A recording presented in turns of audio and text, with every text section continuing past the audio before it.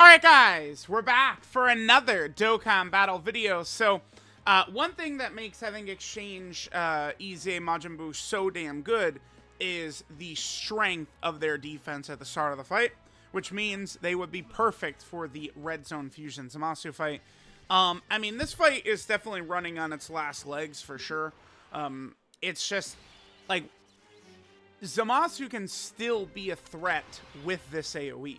But the second you're past, like, the AoE portion, I mean, he just becomes at barely even a tough boss anymore because, I mean, he does, you know, half the damage of the big Supreme Battle Spectacle bosses. He could still catch characters and stuff like that, for sure, but he is not what he once was.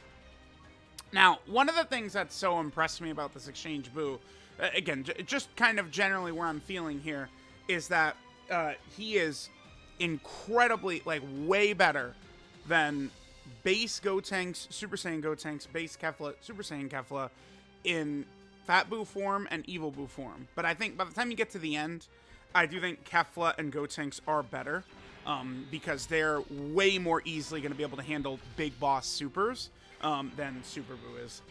Well, I mean, at least the biggest ones, the 3 million plus ones. All right, there's a dodge, sure. That's our dodge build kicking in. Remember, we're on the Buu team, so damage we take's not a big deal. We're at double digits right there. All right, let's see the damage right here. Remember, we have 70% damage reduction. And we take, yeah, really good. Like, that's, you know, that's really strong. Like, you know, Exchange Buu would damn near be like, you know, the best character. Like, they would have been like the best character in the game if they came out in like December or something like that. Like, it would have been like right there, like, right? Like, I don't know. I probably would have still thought like Orange Piccolo was better or something like that. But yeah, that's really good tanking right there. You know, they're not taking damage from the AoEs, and then they're, you know, of course, able to tank the super attack very, very easily. That is quite good. That is quite good. That is quite good. All right, let's go ahead and see how this is going to go right here. All right, so we're doing a lot of damage to Zamasu. That's pretty good.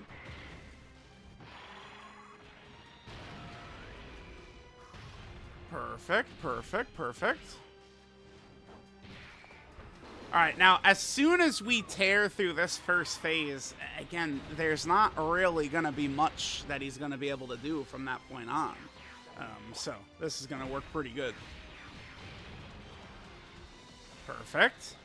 Buhann stacking is not really going to do too much at all here. Because it's like by the time we get to turn 4, that's even with the lower damage of the Majin Power team, that's probably when we're going to be wrapping this fight up.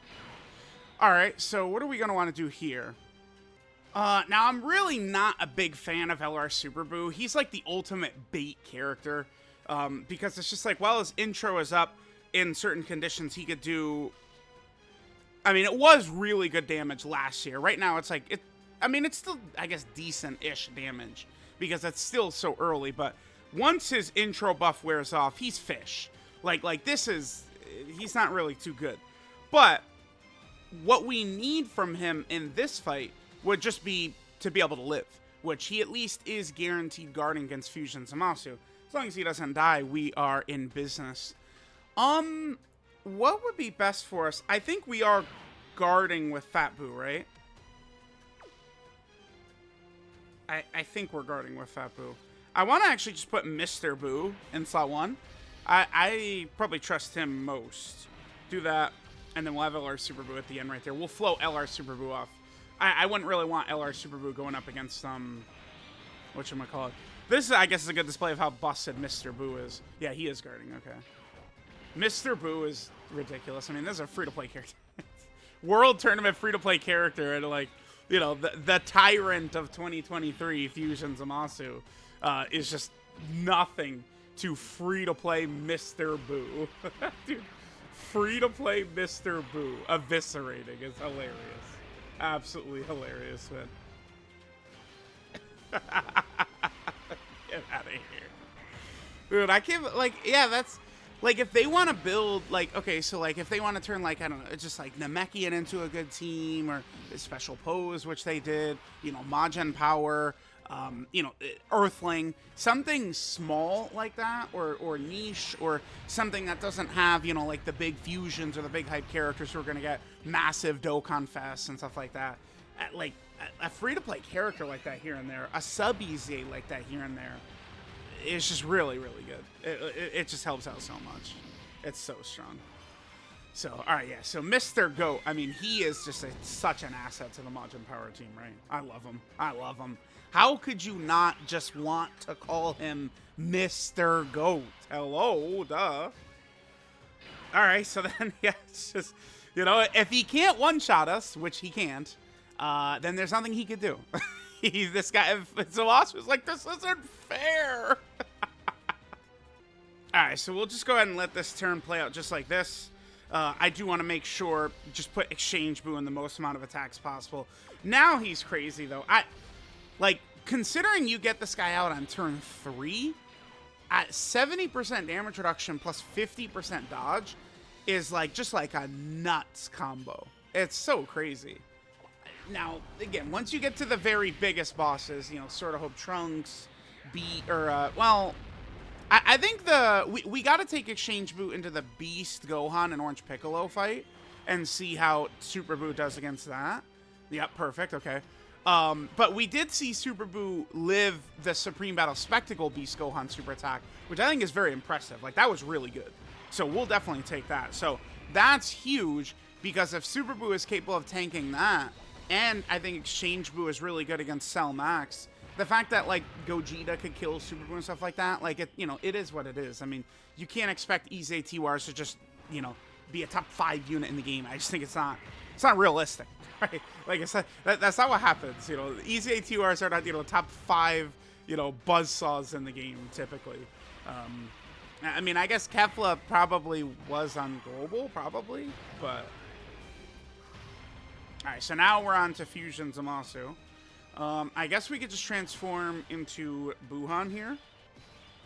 Wow, he actually gave us pretty good RNG, too, in terms of where he's putting all of his attacks. If he super attacks right away, we're just going to attack break it with Buhann right here.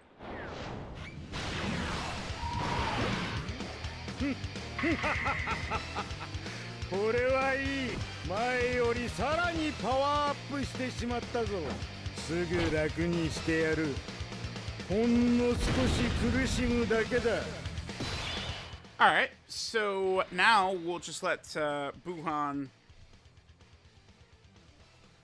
I do want to make sure that Mr. Goat has enough rainbows, though.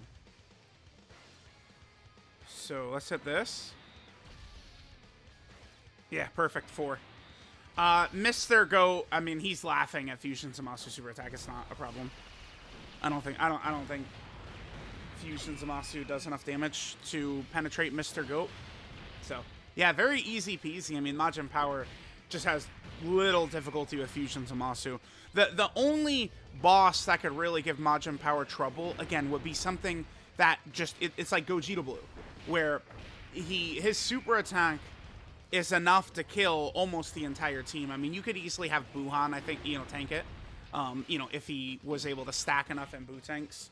But then even Gogeta's normals are an issue for some of the Majin Power characters afterwards.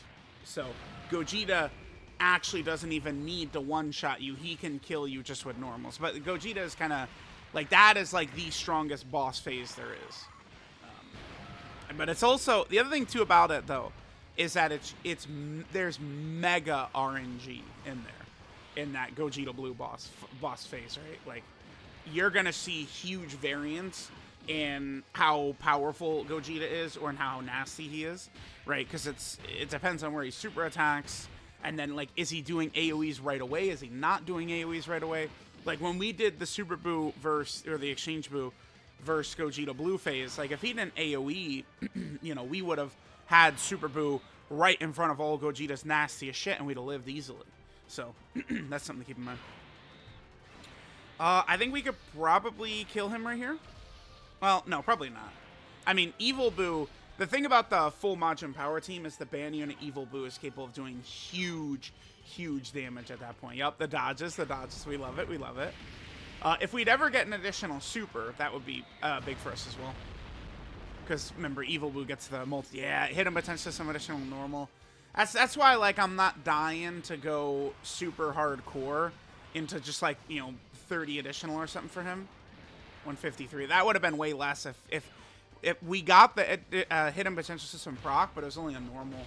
I personally just like there's no way I'm leaning all the way into additional for that character because like I could take a couple of points off of dodge, I think, and give him more additional, like just make the focus like 27 additional or something like that. But it's just not worth it to just get hidden potential system additional normals. Like I mean, I'll just say this. I mean, this is me. I'm speaking just for myself now. All right, Super Buu, relax, buddy. But for me, hidden potential system dodge is just more reliable than hidden potential system additional. It's just, I found it to be more reliable in most instances. So, like, I would more lean into that. But that, again, that's, I would certainly, I guess, concede that would be, like, a case-by-case basis for everyone. Huh.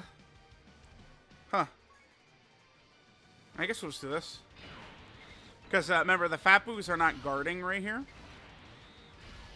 But we should still be fine. Buhann, I mean, even with limited stacks, is not really going to be impacted by this boss, Fusion Zamasu. I'm hoping that the rest, that Dokkan keeps up this momentum, by the way. Because, like, right around here, I mean, I don't, like, if we look at last year, like Kale was good, but there was, very minimal hype. Super Buu was actually just one of the worst releases last year. Like, it's just no team, no point to it, right? Didn't he drop without a 200% leader skill too? Like, it was laughable, like what they did with that. And then, like, remember, then we get like Turles, and then like another base Goku. So like right around this area is where 2023 really kind of like cratered off a bit. So I'm gonna be very curious to see like what is the next celebration we go into after Golden Week. I'll be very interested to see who's the Golden Week Part 2 LR, right? Are we finally going to get LR Kid Buu? I know a lot of people would say, oh my god, Kid Buu can't be Yellow Coin LR, but I don't think that's going to be a big deal considering last year Bulma was either number 1 or number 2 in the game overall. 2 years ago was the LR Goku and Gohan, where they didn't age great, but at the time, they were better than almost anything in the game outside of the 7th anniversary headliner LRs, right? Like, it's just that the beginning of 2022 was a weird time, where every character that came out was incredibly limited. Like, they didn't drop gods at the start of 2022 who could just, terrorize Red Zone. Like, Vegeta and Trunks are the first character in 2022, regardless of what people want to think or want to say, that just completely, with ease, like, dominated everything without struggle. Like, no matter what you want to say about the LR gods and LR Super Saiyan 4 Gogeta, they could very easily be killed in half of the Red Zone stages, right? Like, it's at a lot of portions, you were, reliant on maybe the attack break to attack break a super attack, or, you wanted to, dodge the super or counter the Super Saiyan 4 Gogeta, whereas Vegeta and Trunks just dominated and guarded everything, right? I'm a big fan of dodge, but, I mean, when you get a character that drops, like, Vegeta and Trunks, who, like, they just didn't even need it, they just tanked everything, that is crazy.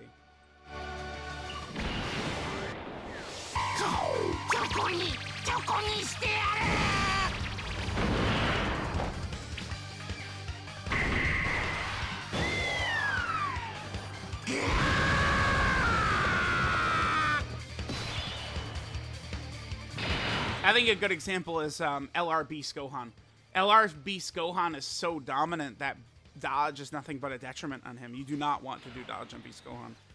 All right, we can get 3. Kind of bad luck, but all right, 3 is still fine. All right, so Super Buu will be able to finish this off right here. Yeah, see you later. That is GG. All right, nice.